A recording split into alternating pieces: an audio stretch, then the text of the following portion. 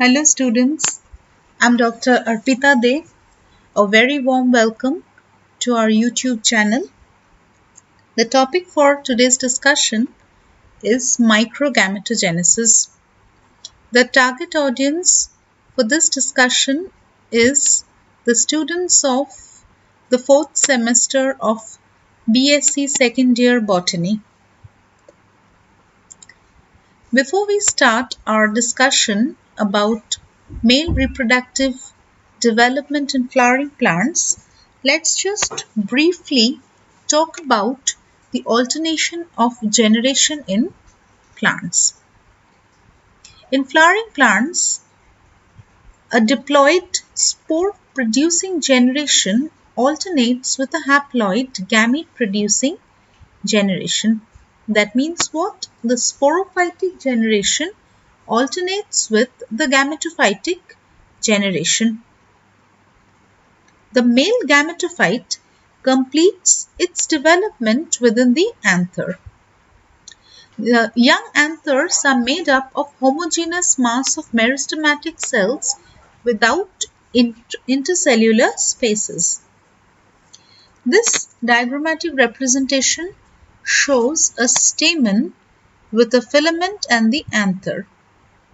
This anther is a four-lobed structure which has the microsporangia within it.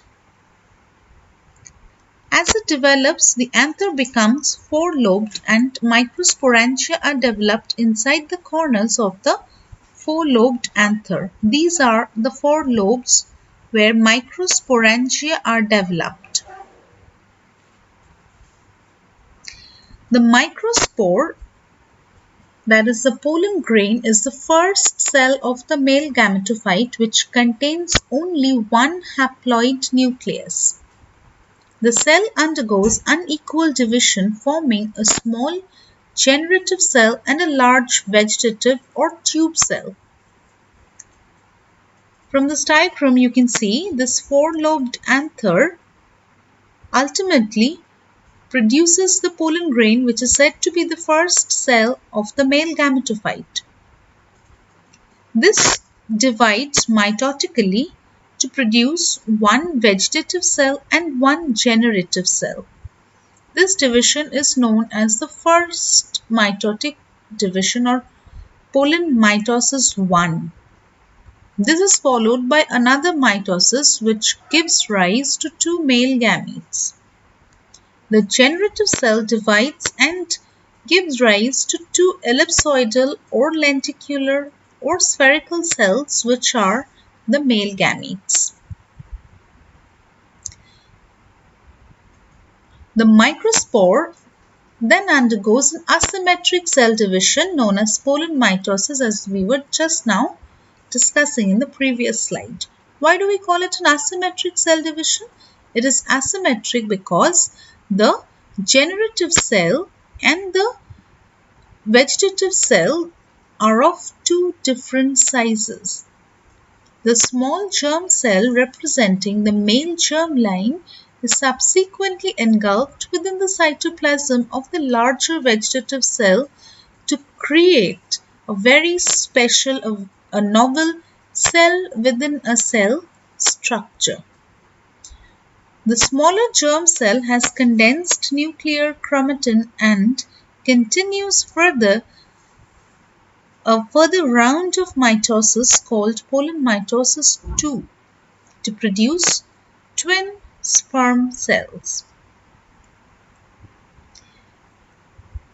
Mitosis 2, that is the division of generative cell, may take place either in the pollen grain or in the pollen tube which develops through the germ pore after pollination.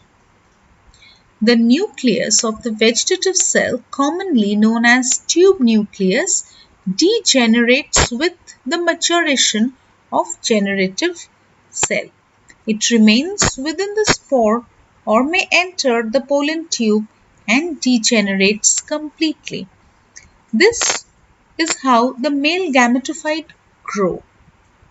This pollen tube will travel down the style and will ultimately reach the embryo sac where the sperm cells will be released and it will fertilize the egg to give rise to the next generation plant, and the other one will fuse with the uh, nucleus that will form the endosperm. One question here I leave for you to answer. You will have to define what is double fertilization and what is the name of that nucleus with which this another sperm fuse to give rise to 3N endosperm. I would request you to answer these two questions in the comment section. This is how we complete the development of male gametophyte. Now, in the concluding part of our lecture, we will talk about Nemec phenomenon. Nemec was an eminent embryologist who has given us a very important phenomenon observed. In 1898, Nemec noted that in the petaloid anthers of Hyacinthus orientalis, the pollen grains sometimes form large 8-nucleate structures that resembles embryo sacs. He concluded that they arose as the result of a degeneration of the generative nucleus and 3 divisions of vegetative nucleus of the pollen. De Mol in 1923, on the other hand, attributed the origin of this particular abnormality to a duplication of the generative nucleus. Previously, Nemec attributed this to the division of vegetative nucleus, but De Mol attributed this to the duplication of generative nuclei. Apart from these two eminent embryologists, Stowe is another person who had taken this study a bit further. At first, the microspores increases in size to form large sac-like bodies, after which the nucleus undergoes 3 successive divisions to form 8 daughter nuclei.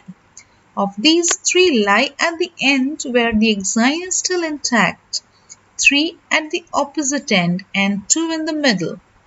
The 6 nuclei at the 2 poles organize into cells while the remaining 2 fuse in the center.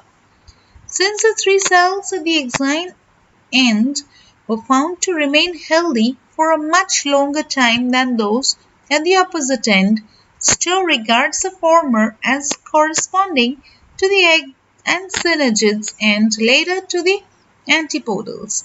Nemec phenomenon is observed in cotton. So this is how we come to the end of our microgametogenesis lecture. In case of any doubt or confusion, please feel free to get back to me. And if you have any comment to share with me, please do so in the comment section. Thank you so very much for your kind attention. Hope to see you soon in our next lecture. Thank you.